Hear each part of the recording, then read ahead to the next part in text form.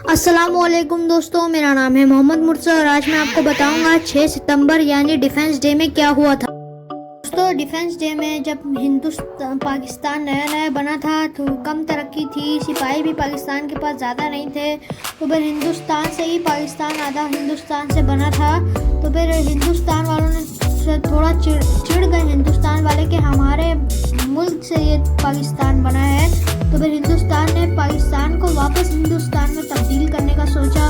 कभी बहुत उन्होंने इनके साथ शरारतें की, बहुत इनको तंग किया कि वापस हिंदुस्तान बनाने की कोशिश की, लेकिन ये नहीं कर पाए।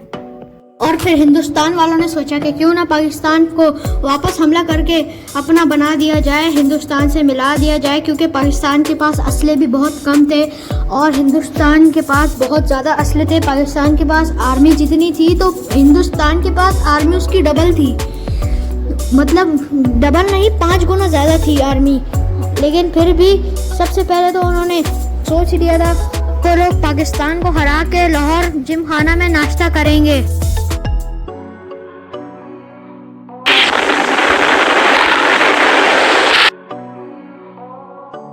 लेकिन उन्हें पता नहीं था कि जिससे वो लोग पंगा ले रहे हैं वो ला इलाहा कहने वाले हैं और कभी भी हार नहीं मानती है।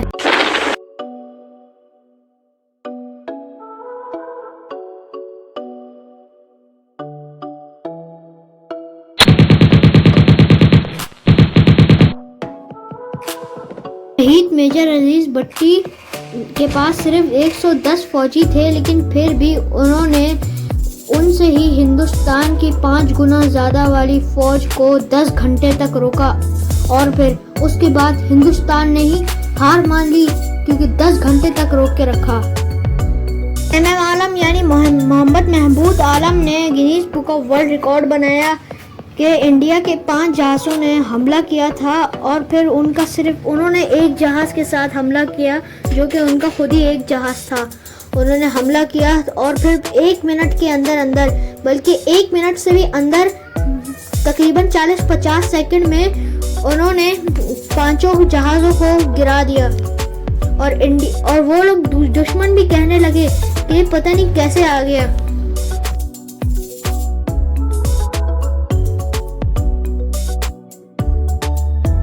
और क्या आपको पता है कि मेजर अजीज भट्टी कैसे शहीद हुए थे? मेजर अजीज भट्टी बहुत बुरी तरह शहीद हुए थे। एक गोला जिनसे बहुत सारे इंसान मर जाते हैं उनके सीने पे आके लग गया और ऐसे वो शहीद हो गए।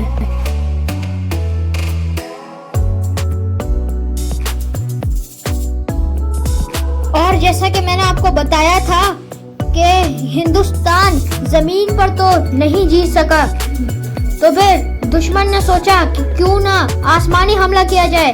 और मैंने आपको बताया है कि मोहम्मद महमूद आलम यानी एमएम आलम ने 5 जहाज 1 मिनट में ही गिरा दिए थे। और फिर इसके अलावा एक और भी वाकया हुआ था आसमानी में ही कि यूनुस खान ने अपने जान की परवाह नहीं की बल्कि अपने पाकिस्तान की परवाह की।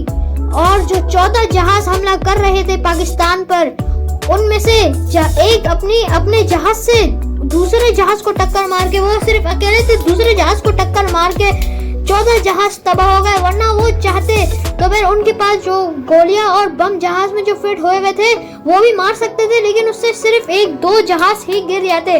और अगर वो अपनी जान की कुर्बानी ना देते तो वो लोग हार भी सकते थे। और जमीनी लड़ाई में भी एक बार जो मैंने आपको बताया था कि जो जमीनी लड़ाई में इंडिया ना जीत सकी, तो फिर आसमानी लड़ाई उन्होंने आसमानी हमला किया। तो जमीनी ही हमले में एक बार जब इंडिया जब अपने टैंक ला रहा था, टैंक से हमला कर रहा था, तो फिर पाकिस्तान की आवाम निकल गई और कहने लगे, पाकिस्तान के घर से जवान निकल गए और कहने लगे हम दुश्मन के खिलाफ लड़ेंगे। लेकिन अभी पाकिस्तान आर्मी ने कहा कि अभी हम खत्म नहीं हुए। और फिर जाके पाकिस्तानी फौज ने अपने आप पे बारूद बांधा यानी बम फिट किया। और फिर उसके बाद उनके टैंकों के नीचे चलेगा और जब बम फटता तो फिर वो लोग भी पूरा टैंक भी तबाह हो जाता और वो भी शहीद। और जिन्होंने बारूद अपने फिट किया था वो भी शहीद हो जाते। तो फिर इंडिया वाले वही कह रहे थे और उस जगह का नाम अभी मैं आपको बताता हूँ। और इंडिया वाले उस जगह को कहते हैं टैंकरों का कब्रिस्तान। इतने उन्होंने टैंक वहाँ पर तबाह किए थे अपने बम फिट करके अपने ऊपर। और इंडिया वाले ये भी कह रहे थे इनको तो अपनी जान की परवाह ही नहीं है बल्कि इनको पाकिस्तान की परवाह है। जिसको इंडिया टैंकों का कब्रिस्तान कहते हैं, उस जगह का नाम है चौवंडा। फिर इंडिया वालों ने जाके यूएन से मदद मांगी। पाकिस्तान ने इंडिया के कुछ इलाकों पर कब्जा भी कर लिया था, लेकिन यूएन के कहने से पाकिस्तान ने वो इलाके इंडिया को वापस कर लिए और ऐसे फिर पाकिस्तान दुश्मन से जंग जीत गया। दोस्तों, अगर आपको ये वीडियो अच्छी लगी तो फिर दूसरों को भी शेयर करें ताकि वो भी पता कर सके डिफेंस डे के बारे में। खुदा हाफिज।